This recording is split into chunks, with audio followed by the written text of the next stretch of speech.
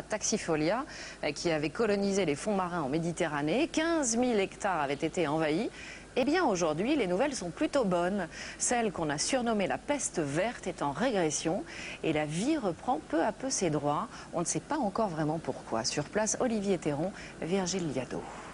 Je t'ai ramené le stolo en entier. C'est la récolte d'algues tueuses, une petite poignée, preuve qu'elle est toujours un peu là malgré tout. Nous sommes au Cap Martin, en face de Monaco. C'est ici pour la première fois que la Caulerpa taxifolia a été observée en 1985. Sur le tombant, l'algue a pratiquement disparu, il n'en reste que quelques brins sur des zones sablonneuses. Les poissons et les autres algues ont retrouvé leur espace. On voit les rochers, les poissons de roche sont là.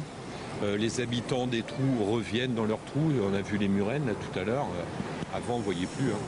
Avant, c'était comme ça, un tapis végétal épais, résistant. La Caulerpa colmate le milieu marin, elle asphyxie par endroits toute la faune et la flore. Elle défigure la Méditerranée.